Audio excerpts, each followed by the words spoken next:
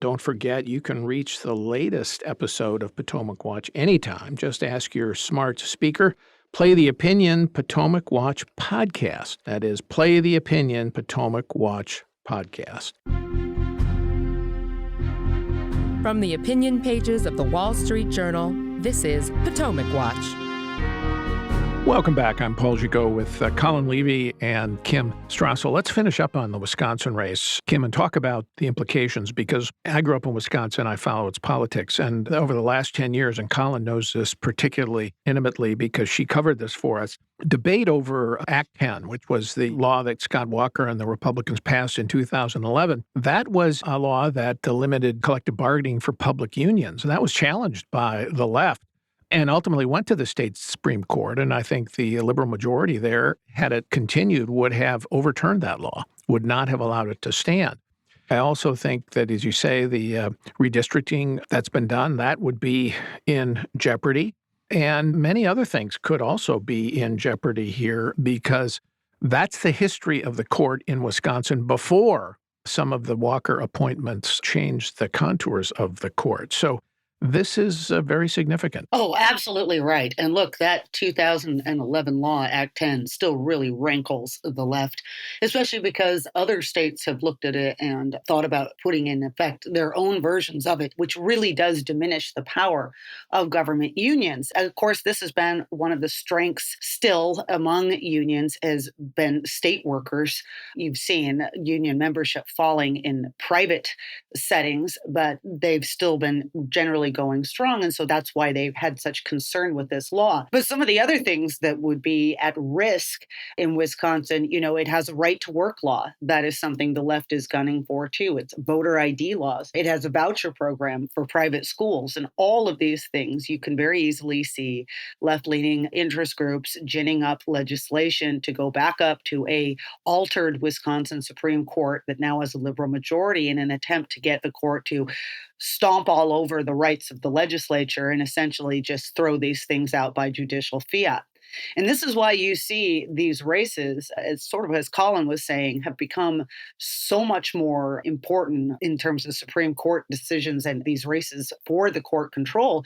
Just in the last midterms, there was a couple of really high profile battles fought. The Republicans ended up sweeping 3 Ohio seats that were up and keeping their control over the Ohio Supreme Court. In North Carolina, they managed to flip a seat on the North Carolina court and turn control back to a conservative majority. So Wisconsin, yes, there's a lot of attention on this, because on the other side is Eric Holder. He runs the National Democratic Redistricting Committee. This has been his only job since he left the Obama administration, is spending a lot of money in these court cases trying to get liberal majorities in all these Supreme Courts. I would just add that the Republicans are now, with this race and their narrow majority, paying a price for nominating some of the weaker candidates. I mean, they lost the governorship narrowly last time because they nominated, I think, the weaker candidate of the two that were the leaders in that gubernatorial primary. And now I think Doro, in my view, would have been the stronger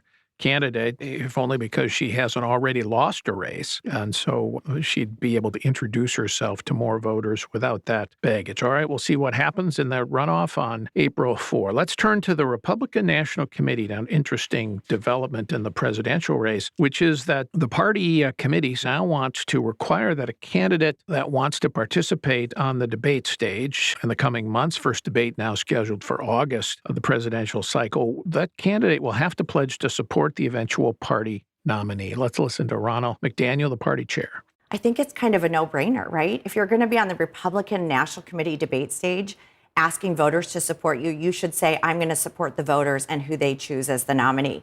As RNC chair, if I said I wouldn't support the Republican nominee, I would be removed from office. I would. I'd be rightly removed. It'd be part of our bylaws, and I would be kicked out as RNC chair.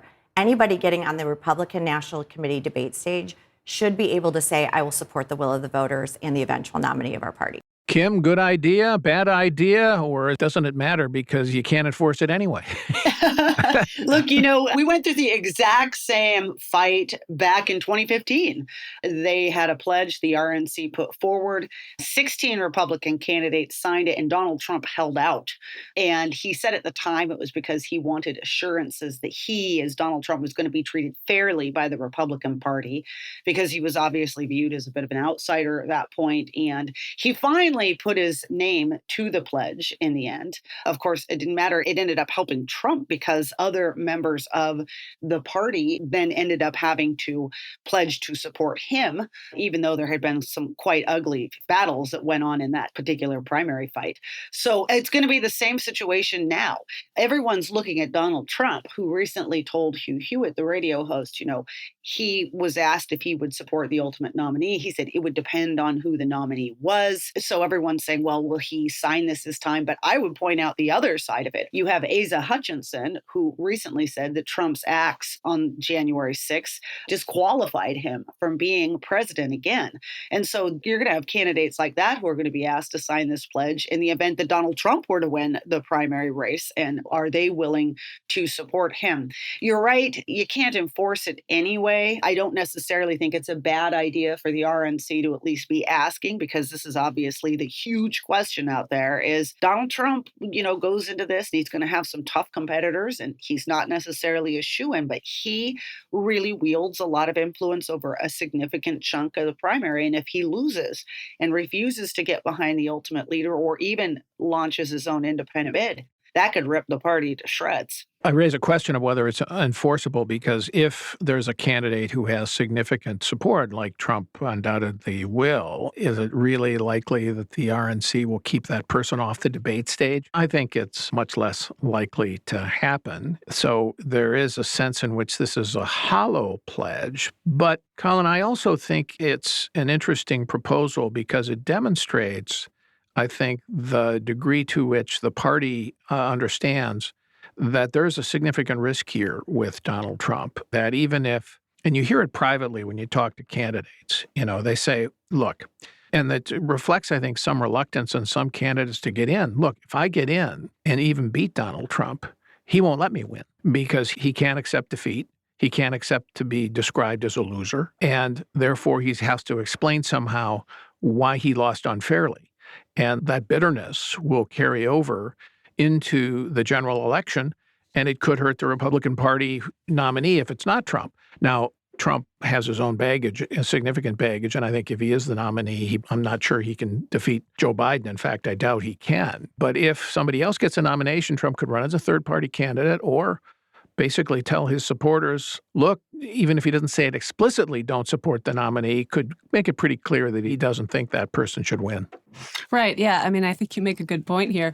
There's really that to consider, that if there's anyone here who has no problem breaking a pledge after having made the pledge, that person is probably Donald Trump. And, along the lines of Kim's point, I think it's probably a more serious pledge for Republicans who they sign it and say they'll do it, that they really would have to line up behind a Donald Trump candidacy, which some of them might be uncomfortable with. And also, which I'm not sure, we are in the process, certainly, of a significant reckoning in the future of the Republican Party. And I understand the idea that everybody sort of needs to get on the same team, but also just forcing everyone behind a Trump candidacy. I don't know. I'm not sure I love it. The RNC chair said she thinks it's a no-brainer. I don't think it's a no-brainer. I think the most notable thing here is probably that any kind of statement like this was even necessary. I know we did it last time, but can you imagine 20 years ago needing to even ask? Now, Colin, some of us can remember when John Anderson ran against Ronald Reagan in 1980 as a third-party candidate. He took nearly 7% of the votes in the end. And there was a significant concern at the time among Republicans that somehow Anderson would steal the votes from Reagan and Reagan would lose. Now, in the end, Reagan won just about 50%. Jimmy Carter collapsed and won only 41% of the vote, so that didn't hurt the Republican candidate that year. But I do think you're right. If Trump gets the nomination, you're likely to, certainly Liz Cheney's not going to let it go. And there are going to be others who consider running a third-party candidate. And that could cut into Trump if he's the nominee, because there's an awful lot of Republicans, I think, who after January 6th do not want to vote for him. Now, it's hard to say what the position of the country will be in there. Will we have had a recession? Will the war in Ukraine or elsewhere be a lot more dangerous? So you don't know what the state of the country will be at the time, but I think the chance of a division within the GOP is significant. Last word to you, Kim. Yeah, I mean, look, I think this is generally a good thing to be throwing out there. Raise it. And like you said, what is important is that it shows an awareness. Everybody is aware of the potential issues here.